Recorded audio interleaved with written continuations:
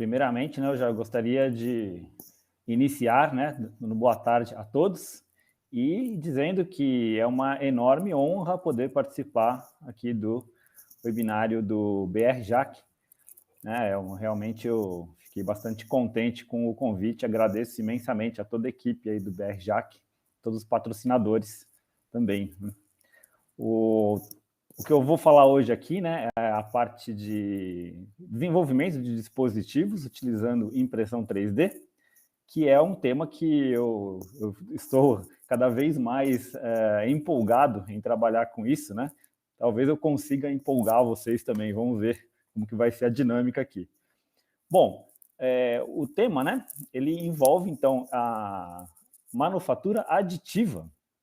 E a manufatura aditiva, na verdade, né, é uma coisa gigantesca, né? Dá para se fazer, assim, virtualmente qualquer tipo de objeto usando esse conceito de manufatura aditiva, que é justamente o oposto dos métodos que utilizam a subtração de materiais, né?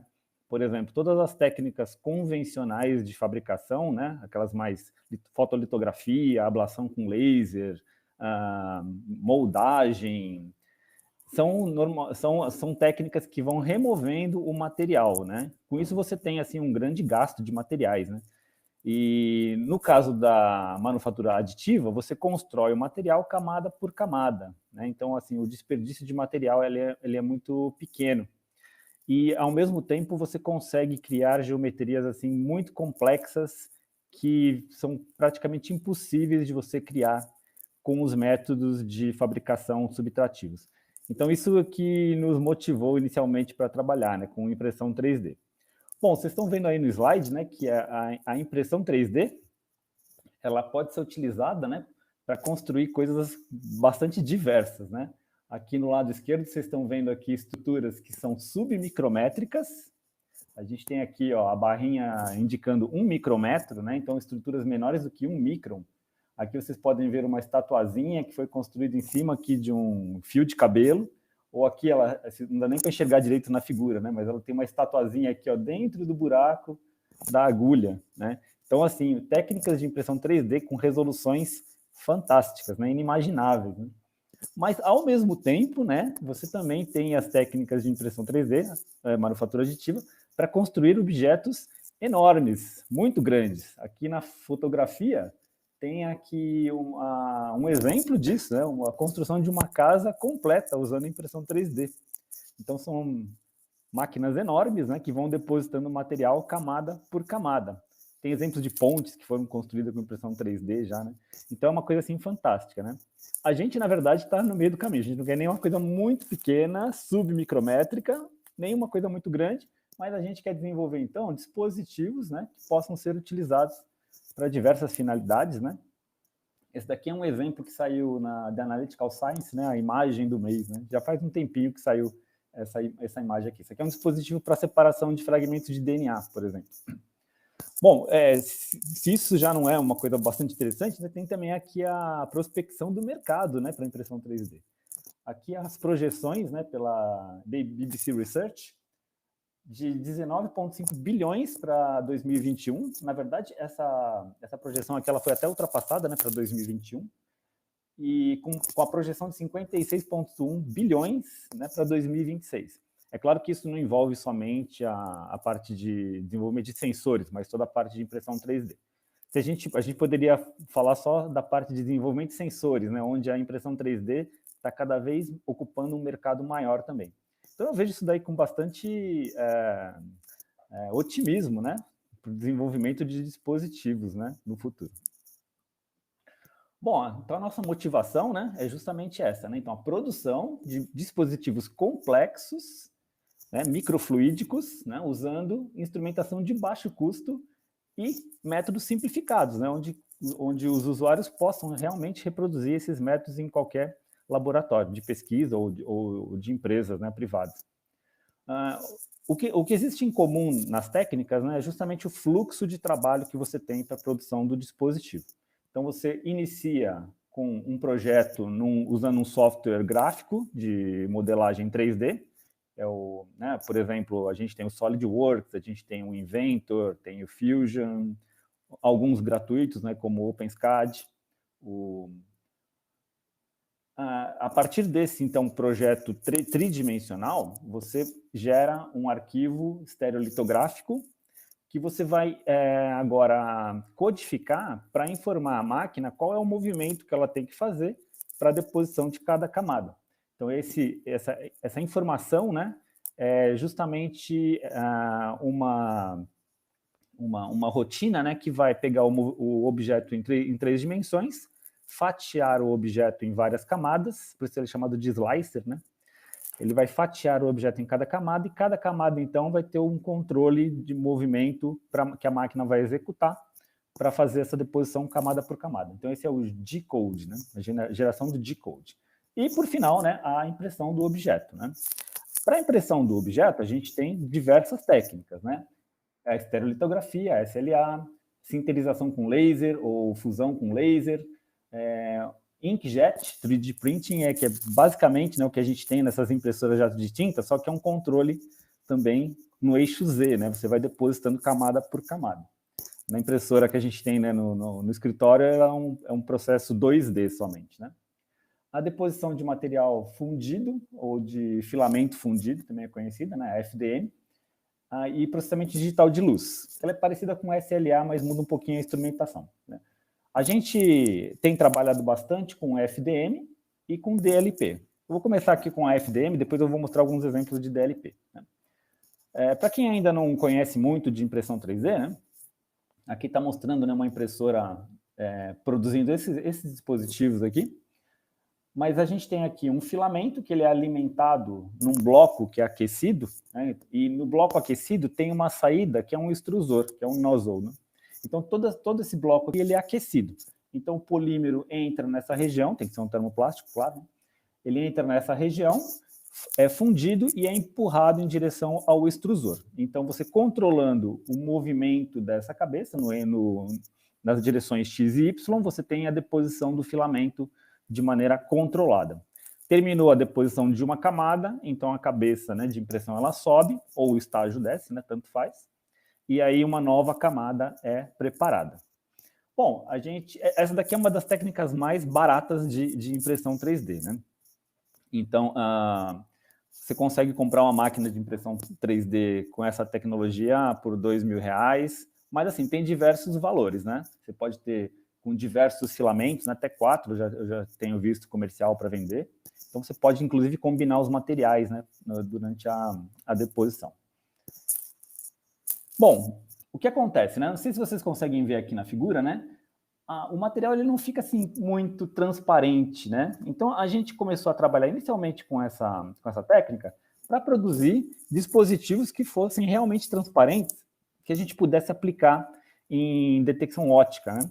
A gente pudesse acoplar um detector óptico nesses dispositivos. Esse foi o trabalho de doutorado do Lucas Bressan. Ele desenvolveu bastante, né? Foi o pioneiro no nosso grupo no desenvolvimento dessa tecnologia.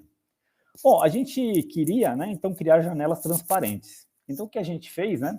Já estou pulando diversos degraus aí da escada que a gente subiu, né, para chegar nesse ponto, né? Mas a gente escolheu, então, um substrato de acrílico, polidimetilmetacrilato, e a gente depositou um filamento, né? Um dos filamentos da impressão 3D é o poliácido lático, o PLA. Então, a gente depositou esse material diretamente sobre o PMMA. Para nossa surpresa, né, a gente teve uma adesão entre o acrílico e o PLA perfeita. A gente não conseguia soltar as duas camadas, né? Então, a adesão era muito boa entre os dois materiais. Isso é importante porque a gente aplica pressões, né, o fluxo, né, nos canais. Então, você precisa que a vedação, né, fique muito boa, né? Não pode vazar, né, as soluções pelos canais que a gente prepara. Aqui tem um exemplo de um canalzinho que foi preparado, né, o PLA está aqui, e o acrílico, né, ele veda, então, o canalzinho. Aqui é uma fotografia, né, ótica, né, mostrando a junção uma ampliação maior, mas você vê aqui que não dá para diferenciar, né, onde que começa o PLA e onde que começa o acrílico, né, de tão boa que fica a adesão. Na verdade, você destrói o dispositivo, né, as camadas de PLA, mas a primeira camada que foi depositada no acrílico, ela não solta. É muito interessante a adesão que a gente conseguiu. Bom, então aí a gente então começou a otimizar os parâmetros de impressão, né? A gente diminuiu o diâmetro do nozzle, porque normalmente de fábrica ele vem com 0,4 milímetros, 400 microns. A gente diminuiu para 200 microns e já melhorou bastante a impressão. A gente trabalhou com 100 microns também, né, de diâmetro, mas a gente não viu um aumento muito significativo na resolução. Mas trabalhando com o fatiador, com os parâmetros do fatiador, parâmetros de impressão, diminuição do diâmetro do extrusor, a gente já conseguiu, naquela época, construir canais assim com uma definição muito boa, né, de paredes. Esse aqui ó, tem 355 microns de largura, esse aqui ó, tem 85 microns de largura. Nessa época aqui que a gente publicou o artigo, isso aqui é de 2019, né, na Analytical Methods, esse aqui era o menor canal que tinha sido reportado para esse tipo de técnica, né? E depois a gente conseguiu melhorar um pouquinho ainda, né? Isso também é conseguido por causa do controle preciso que a gente consegue na impressão 3D de distanciar o extrusor da superfície que está sendo impressa, né? Então, aqui está a lâmina de acrílico. Então, a gente tem que encontrar essa distância perfeita para que o filamento não fique nem assim muito espremido, né? Como ele está fundido, se ele estiver muito próximo da superfície, quando ele sai aqui do extrusor, ele espalha para as laterais. Então, você vai ter aqui um canal que vai ter uma dimensão, né, menor do que foi projetado. Às vezes, pode ser também uma estratégia para produzir canais com dimensões menores, mas é muito delicado, né? A gente viu que não tem uma boa reprodutibilidade, porque em alguns pontos, né, se estiver muito próximo, você, inclusive, acaba obstruindo o canal e não dá para, então, utilizar o dispositivo, tem que jogar fora, né? Então, a gente trabalha justamente, né, com a otimização dessa distância ótima entre o extrusor e a superfície. Algumas impressoras, que nem a nossa, tem isso já, né? Ela tem um ajuste automático dessa distância. Então, se você não tem isso na impressora, você tem que manualmente ajustar qual é esse ponto. Então, pode ser um pouquinho mais complicado.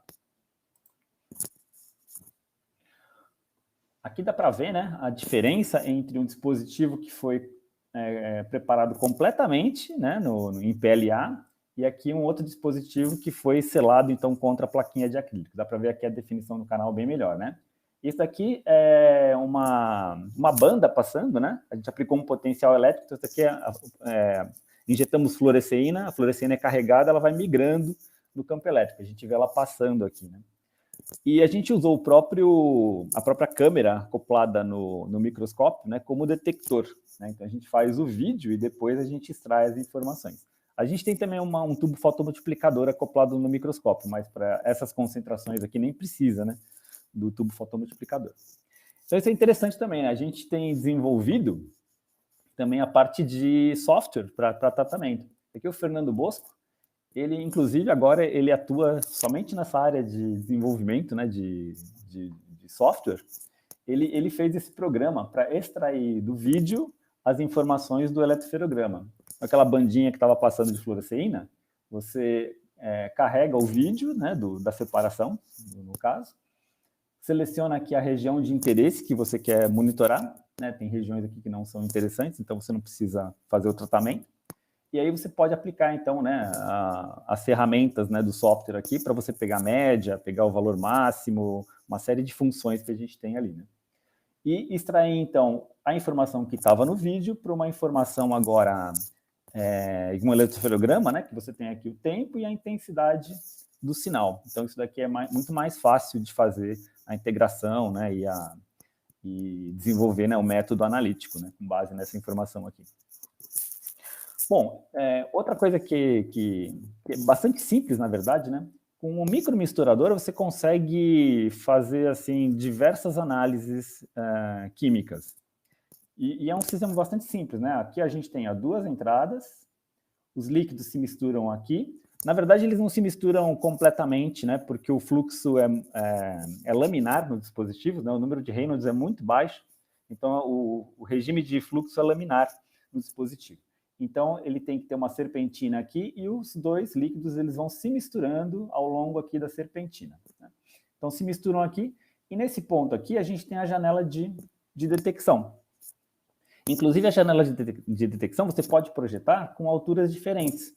Então, se a solução for muito diluída, você usa esse trecho da janela de detecção, que tem uma altura maior, então um caminho ótica maior, a absorbância vai ser mais pronunciada. Se for uma solução muito concentrada, você pode usar um caminho óptico menor, né, para não ter problemas de aumento muito significativo da absorbância, que também não é uma coisa muito boa, né? Então, é um dispositivo simplesinho, né? Aqui mostra uma foto de dois corantes não se misturando, na verdade, né? Só confluindo aqui no canal. E aqui mais para frente já dá para ver que já tem uma boa mistura, né? Aqui é a mesma coisa, só que com fluoresceína, né? Então, entrando água por aqui, aqui uma solução de fluoresceína, e a fluoresceína sendo diluída no canal lá na frente, né? Então, isso aqui é um dispositivo básico, né, para fazer uma série de análises. Ó, por exemplo, a gente aplicou para a detecção de nitrito usando ensaio de Gris. Então, o nitrito reage, né, com esse composto para formar um sal de diazônio, que acopla, então, com esse outro composto, né, para formar um diazo. Então, esse composto aqui, ele é colorido, então a gente detecta a coloração desse composto. Então, a gente faz aqui o branco, de 25 a 400 micromolar, e dá para construir uma curva de calibração.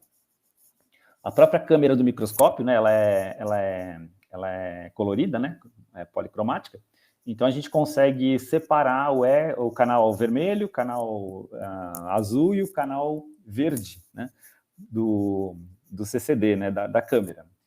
Então a gente consegue correlacionar as concentrações com cada uma das cores. Então a gente vê que aqui com o canal verde tem uma ótima correlação, né?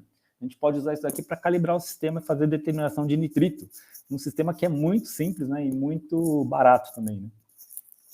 Outro exemplo aqui, ó, é ensaio de Bradford, né, para proteínas totais. Aqui nem dá para enxergar direito visualmente, mas a solução ela vai ficando uma coloração um pouquinho diferente, né, porque o corante ele absorve ali na proteína e muda, né, o máximo de absorção do corante.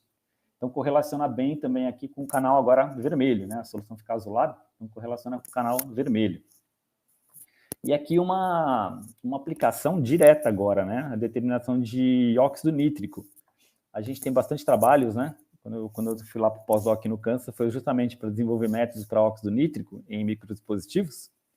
E uma maneira simples, né, de calibrar o sistema é usar esses reagentes aqui, que a gente chama de os nonoatos. Então, tem o nonoato, é esse ânion, né, e ele está na forma de um sal, né, que varia, né, com o cátion. Esse daqui é o nonoato de dietilamina. Esse composto, né, o nonoato, ele hidrolisa em valores baixos de pH para gerar, então, o NO. Então, é uma maneira bem interessante de controladamente gerar NO na solução, porque a solubilidade de NO não é muito alta, né, em solução, então é difícil de preparar uma solução de NO só borbulhando NO usando um cilindro, que também é bem menos adequado, né, para fazer isso. Bom, a nossa interesse no NO é justamente detecção de NO em células para fazer o monitoramento de processos inflamatórios, sinalização celular, né? E, então, a gente usa com os sondas fluorescentes que reagem com NO. Então, essa sonda aqui, o DAF-FM, ela é acetilada aqui nessas posições, né? Então ela consegue atravessar a parede celular. Depois que ela atravessa a parede celular, existem esterases que clivam essas ligações e ela não consegue mais agora retornar e sair da célula, né? E esse composto, então, agora, né, reage com o NO para formar esse derivado benzotriazol, que ele é bastante fluorescente. Esse daqui é pouco fluorescente e esse aqui não é fluorescente, né? Então, a fluorescência que a gente enxerga é justamente o do benzotriazol, do derivado, né? Esse daqui já é um sistema mais complexo, né? Que você tem, então, que diminuir o pH, gerar o NO do dispositivo, conflui com a sonda fluorescente e aí você mede a fluorescência. Aqui você mede direto, né? Não precisa excitar com nenhuma fonte de iluminação. Desculpa, que você não usa a absorbância, né? Você excita no ultravioleta, né? E pega a fluorescência da sonda, né? Aqui tem os comprimentos de onda, né? Estação em 495 e emissão em 515. Então, aqui, ó, de 10 a 25 micromolar, a gente vê aqui, né, agora no canal verde, né, direto, né, a emissão é no 515, então a gente vê aqui um aumento da intensidade no canal verde. A gente vê também aqui que o próprio dispositivo, ele tem uma autofluorescência, né? Então, isso é uma coisa ruim para que a gente precisa contornar, né? Então, controlar a autofluorescência do próprio material, né? Bom, outros exemplos são sistemas parecidos, né? Mas agora para síntese de nanopartículas. A gente tem a aplicação de nanopartículas em diferentes setores, né, de química, né? Por exemplo, sensores, drug delivery, CERS, né, a parte de catálise, a parte de eletroanálise. Então, é bem interessante, né, desenvolver métodos para produzir nanopartículas. Por que é interessante fazer isso com microfluídica, né? Porque a gente tem um controle muito bom, né? Justamente de quanto que a gente mistura das soluções.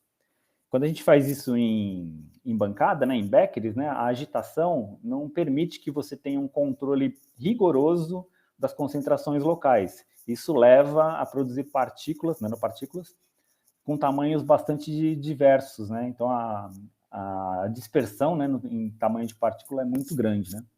Aqui é basicamente o mesmo sisteminha, né? Vejam só, né? Misturadores, confluências, né? Para misturar, então, as soluções, né? Aqui os canais nem são muito pequenos, né? Se a gente olhar aqui, ó, 260 microns, 270 microns, para a gente, né, de microfluídica, isso nem é muito pequeno, né?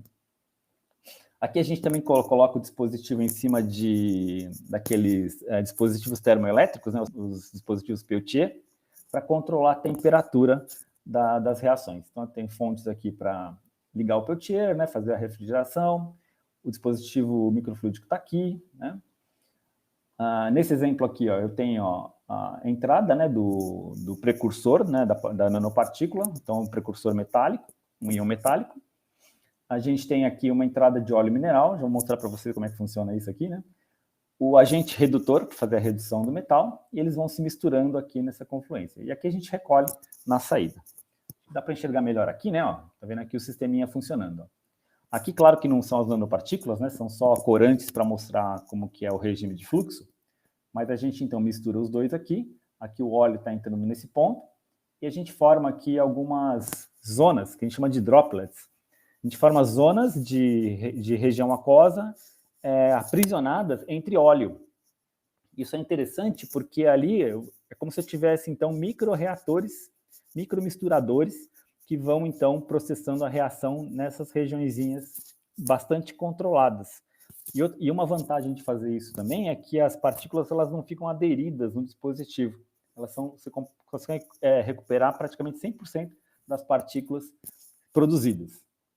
Então, aqui no exemplo, ó, tem o precursor nitrato de prata em citrato, fica bem estável. O redutor é o borídrico de sódio e o óleo mineral entra por aqui. Vocês olharem os resultados, né, que a gente consegue obter, né? Por exemplo, aqui, para partículas de prata, esses diferentes resultados aqui são variando os fluxos, né, dos diferentes precursores, né? Para você ter, então, mais agente redutor, mais precursor metálico, para você, então, variar o diâmetro das partículas, o diâmetro médio das partículas. A gente vê uma dispersividade muito pequena, né? Aqui, ó, 5, mais ou menos 2 nanômetros, né, do tamanho das partículas para essa condição, 7, mais ou menos 1 nanômetro para essa condição, idêntico para cá, né? 8, mais ou menos 3 nanômetros. Né? Eu não lembro agora com todos os detalhes das condições aqui, mas vocês podem olhar aqui, também já está publicado esse artigo. Aqui para partículas de ouro, a própria rota sintética ela leva, né, partículas maiores. Aqui eu tenho 34, mais ou menos 12, 30, mais ou menos 16, 20, mais ou menos 9, 30, mais ou menos 11. Então, assim, é bem interessante usar a microfluídica para produzir as nanopartículas. Não produz muito, né, por processo, mas ele é contínuo, né, ele pode ser deixado, né, operando por um bom tempo, horas até, né, a gente já deixou e não teve entupimento dos canais, e você pode também, né, em microfluídica, fazer isso de maneira paralela. Então, você não precisa ter um microcanal, você pode ter dezenas, centenas de canais produzindo os materiais. Isso é uma vantagem de você utilizar os sistemas também que são microfabricados, né?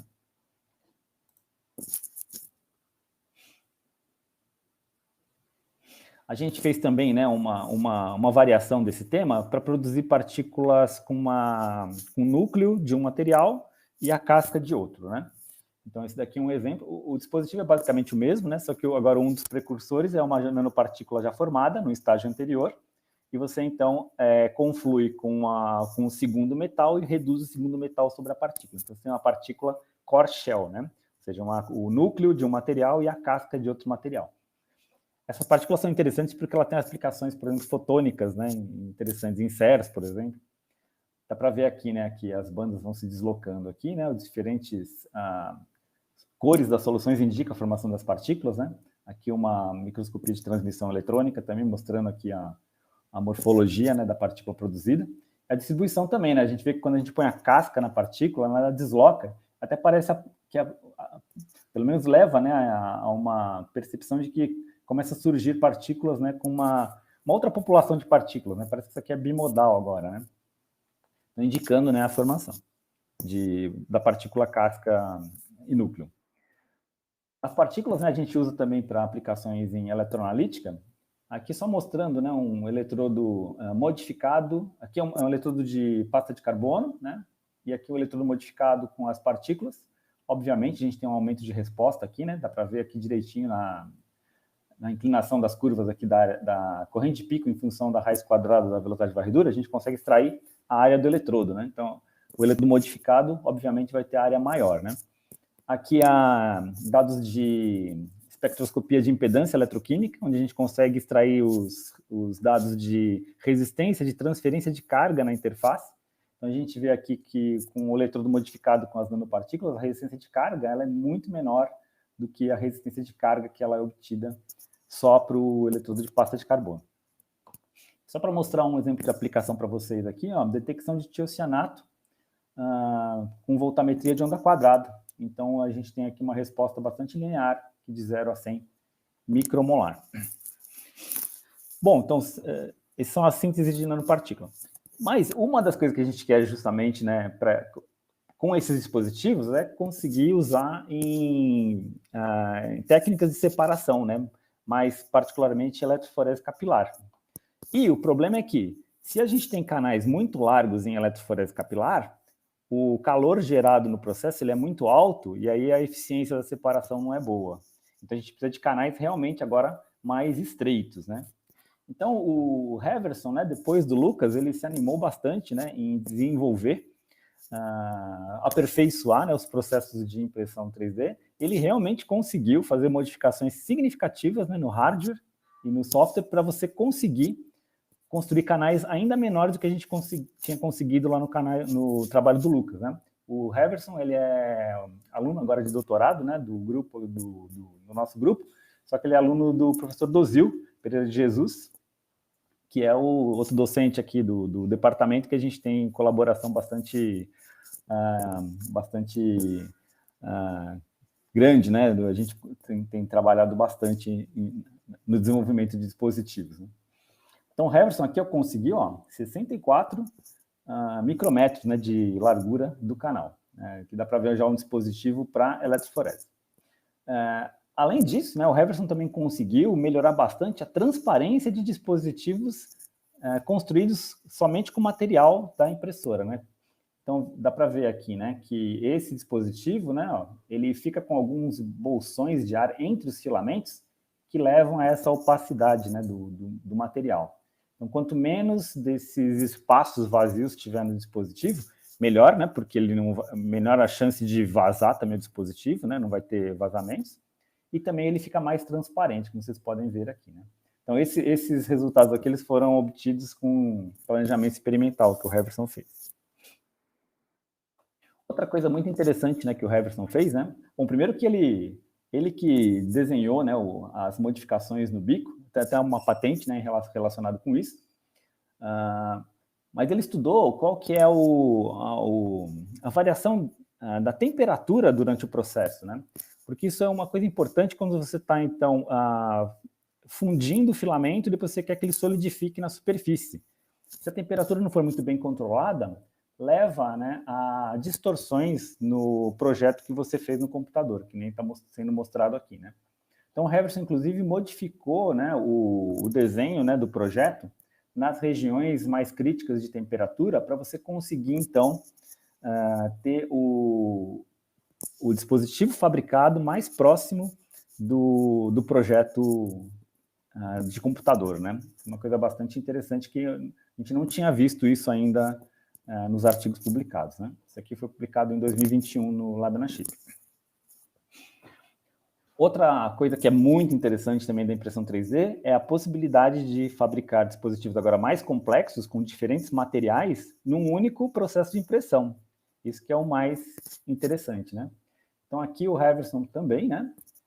Junto com os colaboradores aqui, com a Brenda, né? Que também ajudou nesse trabalho. Eles produziram, né? Trechos condutores, eletrodos condutores, próximos aqui de um canal de separação.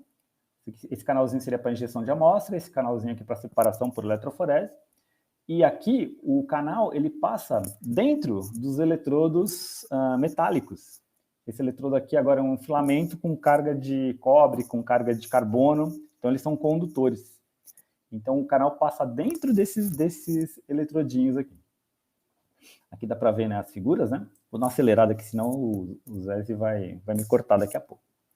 Então, aqui dá para ver, né, o dispositivo preparado, né? Aqui o canal, ó, 60 microns de largura, já é uma coisa bastante interessante. Reprodutibilidade, né? Entre os diferentes dispositivos produzidos, que tem 5 dispositivos, resultados muito parecidos, né? Curva de calibração. O Heverson também trabalhou numa coisa interessante, que é o processo de deposição. Ele coloca uma camada aqui de limpeza, de sacrifício, para que você não espalhe o material, né? A carga de material condutor no dispositivo. Então, com essa estratégia aqui, ó, fica perfeito, ó, tá vendo? Se você não toma esse cuidado, faz direto a impressão, você pode acabar com dispositivos aqui que ficam completamente danificados, né, ou borrados. Não dá para utilizar, né? Bom, a próxima exemplo aqui, né, é processamento digital de luz, que é aquela técnica de impressão 3D que utiliza resinas fotossensíveis. Então, nesse caso aqui da DLP, a gente tem um tanque com resina e um estágio aqui que ele vai se movimentando no eixo Z. Na DLP, você expõe uma camada inteira de uma única vez. Então, tem um projetor aqui que expõe, então, o desenho da camada que você quer imprimir. No caso da estereolitografia, o processo ele é parecido, só que é um laser que varre, né, a superfície aqui do tanque, ou por cima ou por baixo, mas ele vai varrendo, então, a área do tanque para ir produzindo o material de forma complexa. Vejam que aqui, né, dá para produzir coisas realmente bastante complexas com um processo único simples, né, que você utiliza. Essa daqui ela é mais rápida, né, do que a SLA, porque você expõe a camada inteira de uma única vez. Bom, tem vários detalhes técnicos aqui que eu vou passar, né, senão não dá tempo. Uma das pessoas aqui que deu uma boa alavancada no desenvolvimento, né, de dispositivos com essa técnica, né, é o Adam Woolley, trabalhando junto com o Gregory Nordin, lá nos Estados Unidos. Eles desenvolveram uma máquina fantástica, né, para produzir canais tão pequenos quanto 18 ou 20 microns, né, 18 por 20 microns, que nessas dimensões já é, assim, então, suficiente, né, para fazer eletroforese sem ter nenhum problema de aquecimento, né? Então, eles conseguiram aperfeiçoar o processo e a máquina e o hardware para construir esses canaizinhos, né? E eu vi o Adam apresentando isso num congresso uma vez, né? E eu falei com ele, né? Eu falei, Adam, será que não daria para a gente produzir um dispositivo dessa maneira? Um canal de separação central, espirais em volta do canal de separação central. Aí a gente poderia, então, preencher esses canais aqui com metal, na forma líquida, né? Depois ele endurece aqui. E para fazer eletrodos, para fazer a detecção contométrica, né? Que nem no exemplo anterior que eu mostrei para vocês do Heverson, né? E eu mandei isso daqui pro Adam, né? Depois de depois de vários anos, né? A gente conseguiu finalmente produzir os dispositivos, né? Esse aqui é o projeto, né? No software livre, né? Que é o OpenSCAD. Então a gente projeta o dispositivo. Essa daqui é a impressora, né, de alta resolução que eles estão produzindo lá nos Estados Unidos, a CREA 3D, fazendo esse dispositivo aqui. Ele é pequeno, né? Ele tem 2 centímetros por 1,5, mas a resolução dele é fantástica, realmente é muito boa. Então, dá para ver aqui na fotografia, né, a espiral em volta do canal de separação.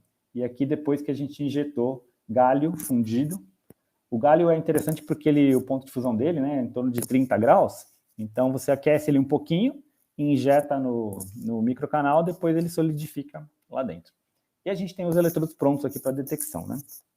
A Brenda aplicou esse sisteminha na análise de nitrato. Esqueci de falar, né, que a Brenda, né, que está fazendo esse trabalho aqui, faz parte da tese de doutorado dela. Então tem aqui, né, 10 injeções sucessivas. Isso é outra coisa interessante, né? O microchip você consegue fazer injeções sucessivas, né? Então você consegue fazer várias replicatas em poucos segundos, né? Se vocês olharem o tempo aqui, é tudo na ordem de segundos. Uma boa reprodutibilidade, né, que é 8,6%, né, em área do pico, 5% em tempo de migração. Curva de calibração aqui, né, limite de detecção de 2 micromolar, aqui aplicação em saliva artificial. O nitrato é interessante monitorar em saliva, né, porque você consegue detectar, né, se tem algum problema, né, de doenças periodontais, né, então é interessante fazer o monitoramento desses níveis, né. Novamente, né, está envolvido lá com a parte de óxido nítrico, né, porque o fim, né, da cadeia, né, de oxidação lá do óxido nítrico vai parar justamente na produção de nitrato, né, então o acúmulo de nitrato pode ser um indicativo de inflamação severa, né, em algum tecido. Bom, também publicamos, né, esse artigo na Analytical em Bioanalytical Chemistry, agora foi mandado no ano passado, foi aceito no ano passado, mas ele saiu efetivamente nesse ano, em 2022.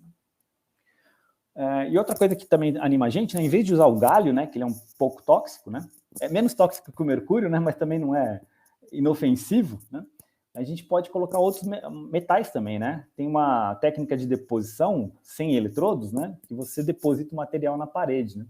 Aqui é prata, tá vendo? Aqui tem outro material também, acho que é prata também aqui nesse caso. Então ele vai se depositando no interior do canal e você pode, ele fica condutor, né? Então você pode usar isso como eletrodo agora. Aqui está mostrando a deposição por fora, né? Dobrando, né, o dispositivo, ele vai mudando a resistência, mostrando que dá para realmente aderir, então, metal nessas camadas de plástico, né? Outra alternativa seria colocar soluções iônicas, né? A gente já demonstrou também que é possível fazer isso, né?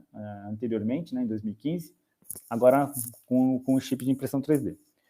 Por que é interessante isso? Né? Você pode fazer só os canais, né, e depois inserir os eletrodos com outro processo. Bom, a Brenda também está avançando aqui na parte, né, de integração de eletrodos, né, nos dispositivos. A gente não quer usar aquela máquina de tão alta resolução que, infelizmente, até o momento, ela é um pouquinho cara, né? Então, a gente está tentando usar estratégias de máquinas de custo mais baixo, né, para produzir isso daí, né? Ó, por exemplo, essa máquina aqui da Formlabs, a gente conseguiu fazer esses dispositivos, né, que ele contém aqui, né, o canal de injeção, o canal de separação, e aqui a gente tem um canal que a gente preenche com material condutivo para fazer detecção. Então, a gente também prepara um material condutivo, que é um material à base de carbono. Então, a gente mistura o carbono com a resina em diferentes proporções, e ele está dando uma boa condutividade, né, comparada, né, ou até melhor que muitos exemplos que a gente encontra na literatura. Exceto esses dois aqui, né, que são partículas metálicas mesmo, né, que são dispersas na resina. Essas aqui têm condutividade maior, mas a nossa aqui, né, tem uma condutividade surpreendentemente até que muito boa frente ao que a gente tem encontrado na literatura. Então aqui, né, o canal ele toca o canal de separação para fazer detecção agora amperométrica. Aqui um exemplo, né, isso aqui já são todos resultados aqui no dispositivo, né, então voltametria de onda quadrada, para uma sonda aqui é o ferroceno etanol, limite de detecção para ferroceno etanol, 50 micromolar, isso detecção no canal, né. Aqui, agora, um aumento significativo de resolução, com máquinas que estão sendo também lançadas com resolução maior, né? Essa aqui é uma máquina da nova Fab Sega, modelo Sega, que a gente já vê aqui, né, um dispositivo que antigamente era difícil de fazer, né? E agora, com pouca otimização, a gente já consegue resultados bons, né? Para quem trabalha com eletroforese, né, sabe que a gente tem que avaliar, né, quanto que aquece, né, o dispositivo, né? Quando essa curva que ela começa a distorcer, quer dizer que a gente está com problemas de aquecimento no dispositivo, né? A gente não consegue mais resfriar o dispositivo. Então, nesse exemplo aqui, a gente consegue aplicar até 250 volts por centímetro, que é bastante alto para dispositivos em microdispositivos para eletroforese, né? Então, a gente poderia utilizar até aqui sem danificar o dispositivo. Aqui também, né, dá para ver que os canais estão muito bem informados, né, com a técnica de DLP. E aqui já o dispositivo com o eletrodinho integrado, né, tocando o canal de separação. Aqui, nesse exemplo, né, o material do eletrodo ele já foi inserido no canal de separação, né? Eu esqueci de falar, né? Mas aqui, ó, esse exemplo aqui,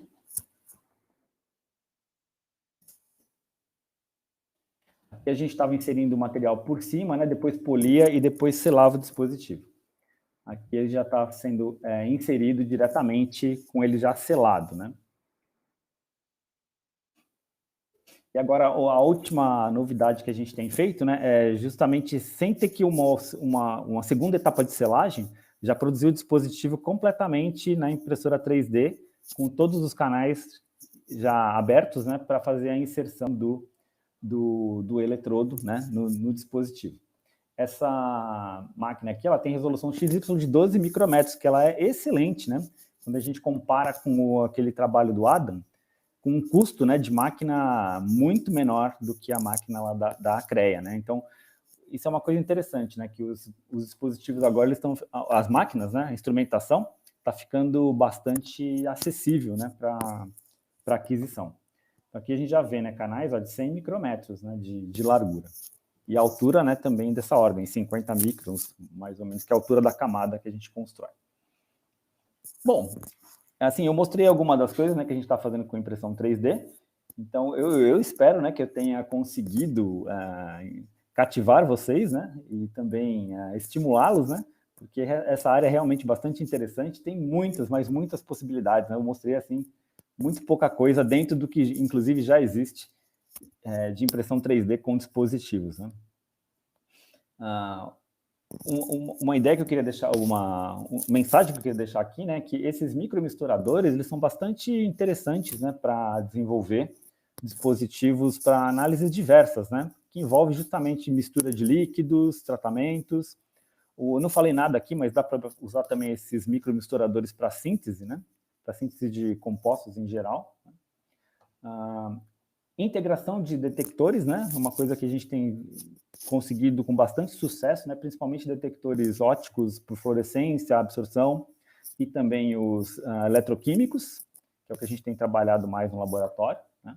Eu não mostrei nada aqui para vocês hoje, né, mas é fácil também de integrar válvulas e bombas para você fazer o controle dos fluidos. Inclusive, no processo de fabricação 3D, já dá para fazer as válvulas e as bombas. Então, uma coisa também bastante interessante para integrar para dispositivos mais complexos. E aqui potenciais, né, para aplicação em análise clínica, né, em outros campos também, né.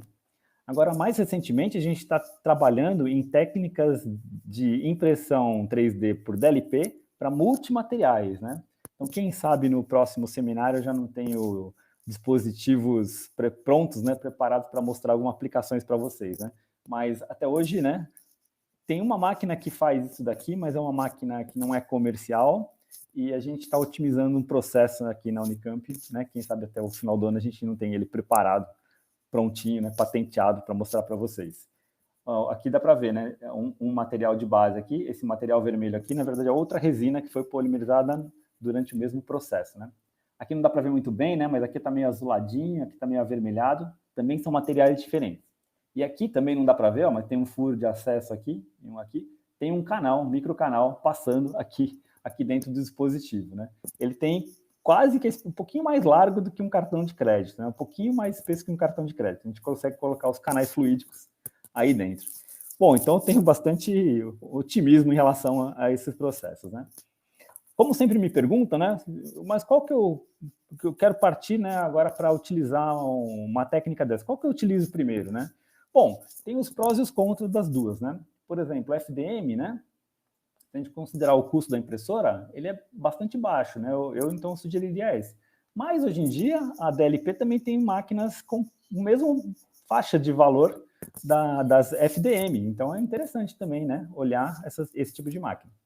O custo dos materiais, os filamentos são muito baratos, né? Custa 100 e poucos, R$200, depende do filamento, claro. Mas 1 quilo de material, né? Então, os dispositivos são baratos, né? Quando você produz, né? As resinas são um pouquinho mais caras. Então, na comparação aqui, ela perdeu um pouquinho. Mas também não é nada proibitivo, né? 200, 300, R$500. Depende da resina, pode ter algumas de R$1.000, 1 litro, né? De resina. Que dá para fazer muitos dispositivos também, né? Multimaterial, né? A FDM, ela permite fazer multimaterial sem problemas, né? E aqui eu coloquei uma exclamação porque talvez no futuro próximo a gente também consiga fazer com DLP de maneira bastante simplificada.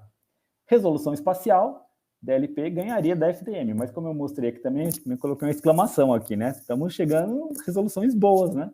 Para FDM também, né? Agora, em termos de rugosidade da superfície, né? A DLP tem uma rugosidade realmente impressionante, ela é muito... As superfícies ficam bastante lisas, né? Bem mais lisas do que quando a gente faz com FDM, que tem as oscilações, né, dos filamentos no dispositivo. Bom, por fim, né, eu queria agradecer enormemente, né, a equipe do BR JAC, aqui nos nomes, né, do senhor Luiz Bravo e do Marco Aurélio Arruda. Muito obrigado, né, pelo convite. Queria agradecer também, né, as agências de financiamento e pesquisa, né, FAPESP, CNPq, temos a CAPES, né, financiamento de bolsas, né, e projetos também. Colaborações internacionais, né, a gente também recebeu alguns tipos de auxílio, estudantes de intercâmbio, né. Colaboradores internacionais, né, o Adam Woolley, Fethi Bedjoui, Anne Varenne, da França, em nome, né, de toda a equipe lá da França, eu agradeço os dois aqui, né. O INCT de Bioanalítica, né, que está sendo essencial, né, no desenvolvimento das pesquisas do grupo. E queria, finalmente, né, por fim, né, agradecer todas as pessoas que realmente colaboraram na execução desses trabalhos, né. Tem aqui o professor Dozil Pereira de Jesus, né, parceiro, né, de desenvolvimento científico aqui na Unicamp e na condução do grupo também. Os alunos aqui, né, o Fernando está aqui, o Lucas, o Heverson, a Brenda, as alunas aqui também colaboraram na parte de impressão 3D, né, a Thaisa, a Elisângela, a Emily. Então, eu termino aqui a apresentação agradecendo também imensamente a atenção de vocês. Muito, muito obrigado. Fico à disposição.